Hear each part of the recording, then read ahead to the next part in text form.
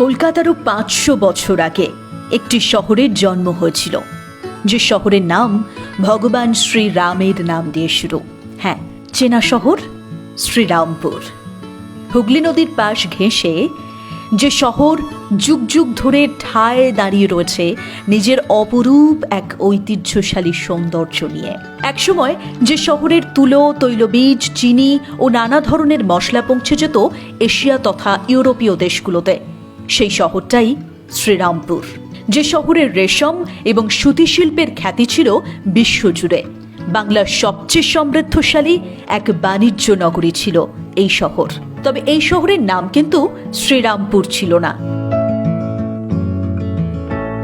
হুগলি নদীর তীরে অবস্থিত এই শহরে 1755 সালে ডেনিশ এশিয়াটিক কোম্পানি শ্রীরামপুরে তাদের উপনিবেশ গড়ে তোলেন।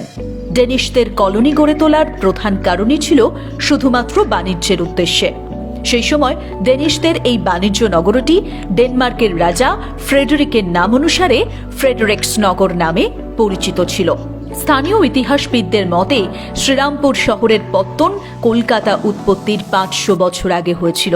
তাই বলা হয় মহানগর জন্মের কোনো সম্ভাবনা যে সে সময় ছিল না, সেই সময়ই শ্রীরামপুর এক বাণিজ্য নগর হিসেবে নিজের পরিচিতি গড়ে তুলেছিল।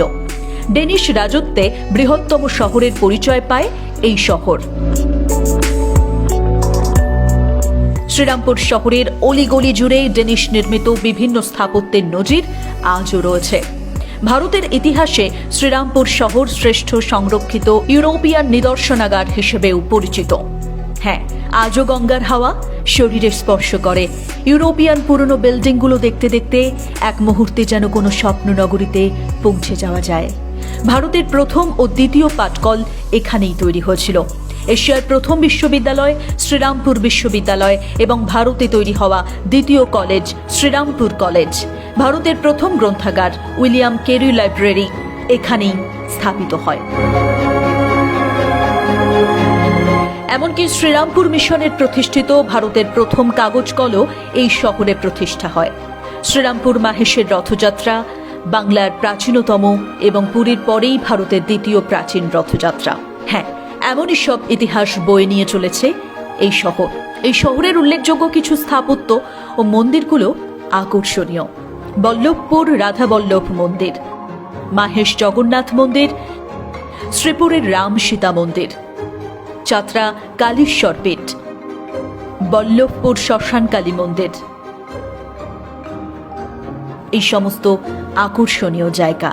শ্রীপুরের রাম সীতা মন্দিরের নামেই নাকি এই শহরের নামকরণ হয়েছে। হ্যাঁ, আরো বহু তথ্য রয়েছে শহরকে নিয়ে, যা বলতে শুরু করলে আসলে শেষ হবে না।